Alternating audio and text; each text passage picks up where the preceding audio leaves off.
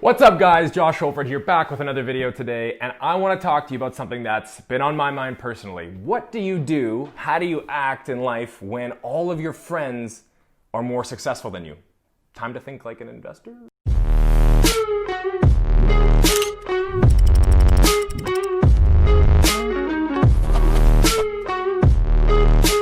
So, like many of you guys who are so involved in this new technology of social media, we always blame it on social media, how we're always comparing ourselves to other people and how it looks like people have these ideal lives.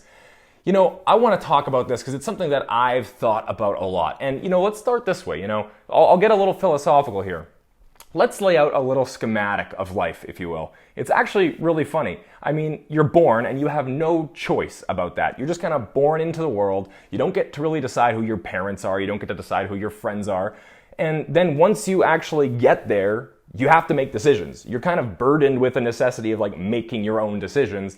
And then the kicker is that you have to live with those decisions for the next 100 years of your life, or however many years it might be. So to summarize that, it's okay, we don't get to choose that we're born into the world, but then we have to make decisions that are gonna impact us for the rest of our life.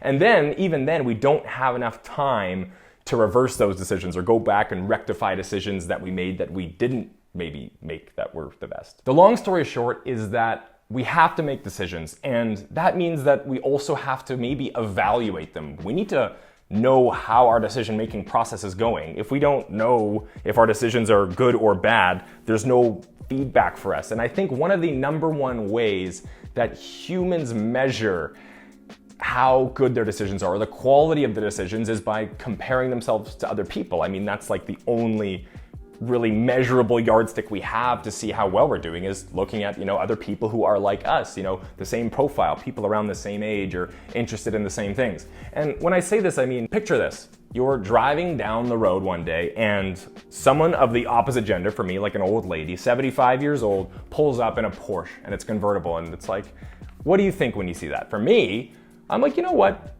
Good for you. That's awesome. You've lived your best life, you're retired, you've got the money, that's fantastic. But let's think of it this way. What if someone drives up at the same light and they're the same gender as you? So for me, it's a guy, and let's say he's 3 or 4 years younger than you, and he's driving a convertible Ferrari. That's a very different experience. Your mind goes to a very different place. It goes to not so much, oh, good for them.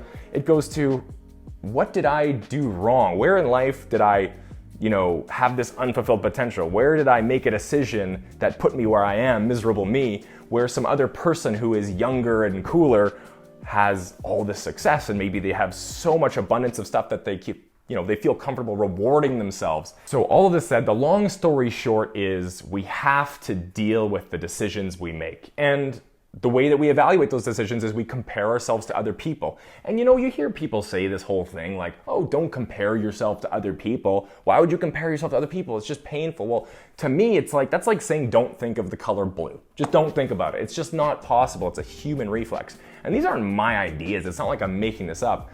This is actually something called social comparison theory. It's a theory of how people evaluate their decisions. They compare themselves to people like them. Now, for me personally, social comparison, or this whole thing of looking at the kid in the Ferrari and kind of being jealous or being resentful, none of that has to do with really wanting the Ferrari. I think what it has to do with is dealing with the fact that we've lived out a life with unfulfilled potential. We have lived and made decisions that has left a little bit of life or a little bit of enjoyment on the table. We could have done some things over the last 5 or 10 years that set us up a little better. That's what comparison about. It's not like you really want the thing that person has. You want to live in a state of, no regret, where you feel like you've made the right decisions and you don't even feel the need to compare yourself. That's what you're really after. So my main point here is that the tools we use, other people, the tools we use to evaluate how good our decision making has been aren't always fair. And the way I'd explain this is, if I think of the biggest blessing I have in my entire life, it's that I have amazing friends. And you know what? I actually have, that would be second to the fact that I have amazing family. We can summarize it by saying, I think I have amazing people around me. That's my number one blessing. And the problem is that some of them are just a little too amazing. That seems like a crazy problem to have, but I have friends who when you look at them, it is like they're the people that have it all. They got all this stuff. They've got the cool cars, and they fly private sometimes, and they take these great vacations. And it just looks as if they just have everything you could ever possibly want. And an interesting idea to think about here is that when you're young, self-comparison isn't nearly as prevalent because, when you're 15 years old, think about when you were 13 years old. Everybody who's around you is, making the same sacrifices. Everybody's going to school, everybody's going through the grades, they're having the same hobbies, hanging out with the same people. But when you actually get some autonomy in life, you're 20 years old, you're 25, you have to make your own decisions. You decide to maybe, sacrifice fun for going to school and becoming a doctor. Or maybe some people decide, well, you know what, to hell with it. I just like to smoke. I'm going to stay home and kind of do nothing and coast. Whereas you're all kind of the same person growing up, as you get older, people take different trajectories, people go in different areas. And that's when social comparison gets the hardest, is when people start to make different sacrifices and people start to deviate in their results. And some of those people and some of those paths that people deviate on are gonna make it look as if we are the idiot because someone did so much better than us. They were around our age, they had the same upbringing, the same everything, and they ended up way further ahead than us. Somewhere out there, there is going to be some ideal person or something or someone who just seems as if, they have it all. And that's just something that we have to deal with. But when we're self-comparing or when we're comparing ourselves to another person, what we're really wanting deep down is to be in a state where we're not comparing at all. That kind of makes sense, right? It's like we're comparing ourselves to someone who we think isn't comparing themselves to somebody else. And the perfect story, I remember this was hilarious. One time I was with a friend and we were driving somewhere special, which I'll mention in a minute. And I got a DM, I got a nice text message from somebody who I'd actually never met through social media. And it was one of these people who had come across my blog or come across some kind of content I did. And they said, hey, just heard about you. I found out about your business and all this stuff you're doing. I think that's super inspiring. And it's like, one day I hope to be on a path like you. And I thought, whoa, that's crazy. Like, that's super inspiring. That makes me feel pretty good.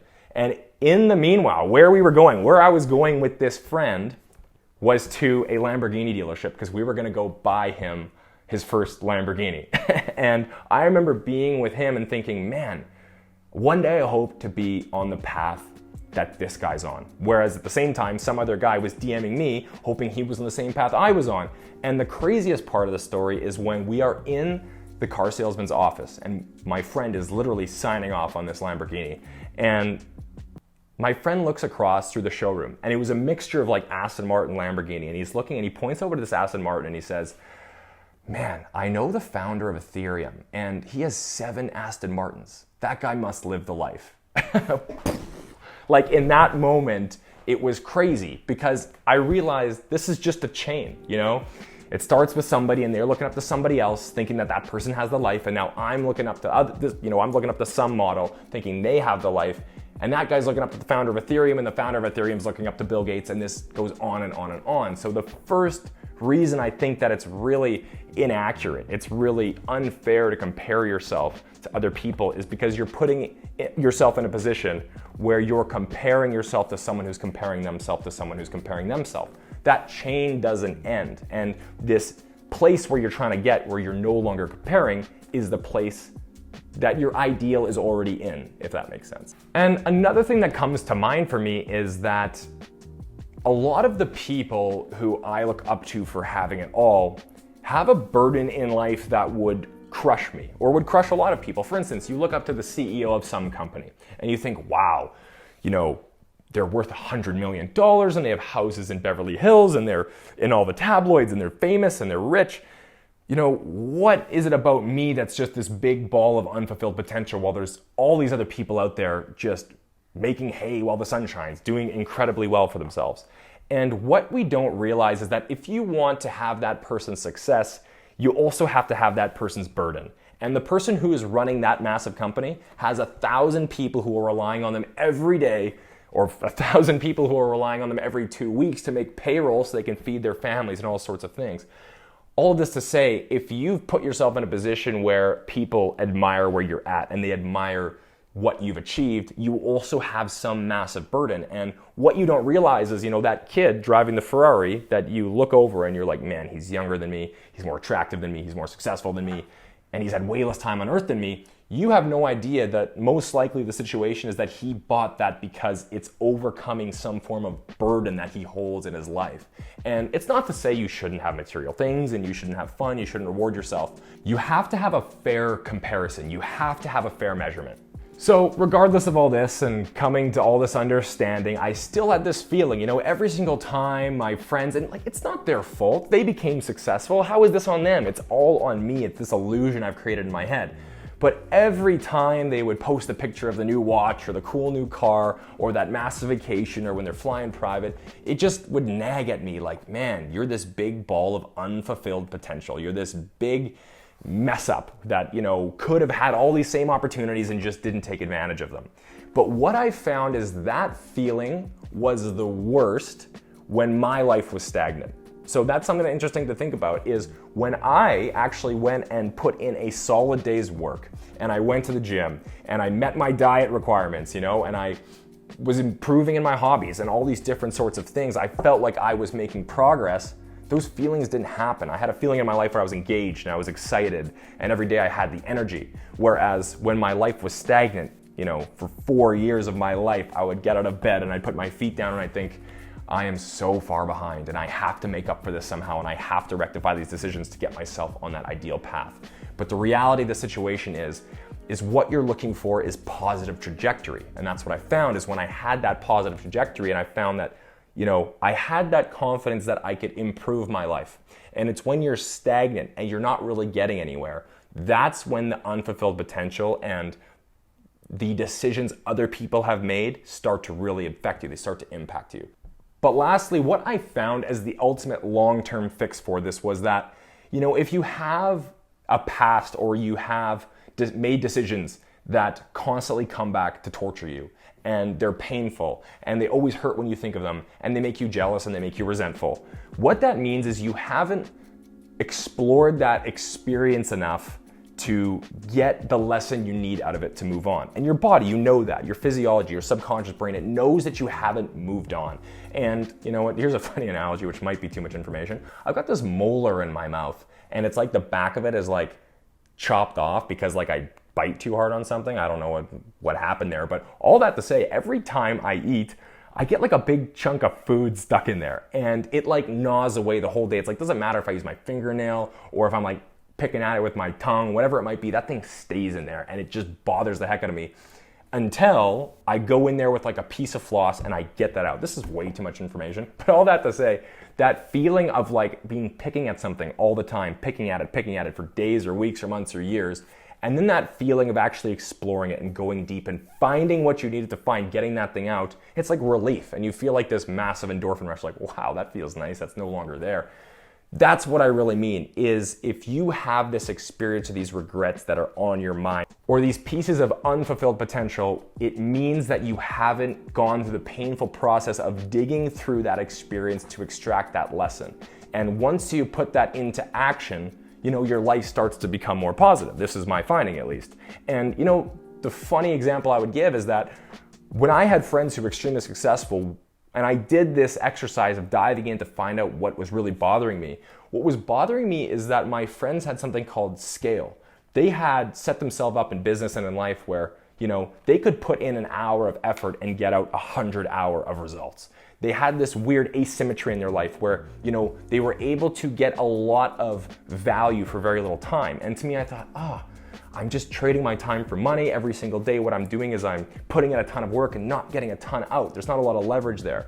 So I thought, okay, why don't I use this thing like the internet, and this is almost hilarious because it comes full circle to this YouTube channel. Because one of the things that I really love about doing YouTube is the fact that there's this leverage. I can put in an hour into making a video, I can come up with the ideas, and maybe 500 people, maybe 600 people will see that. So going through this process of making sure that I'm doing what is required of me to be in a position I can admire in the future is what keeps me going. And being able to put myself in a place where I have leverage and I'm working on a project that can achieve scale, that has almost wiped out every single ounce of jealousy or resentment or self-comparison that I really have. And I mean, it comes back. It's not like it's gone forever, but I think it's something that is a very developmental process to get over. So if you feel like me, you've been in that position where everybody around you seems to be more successful and so many people are making more money and you feel like you're this ball of regret because of your poor decision making,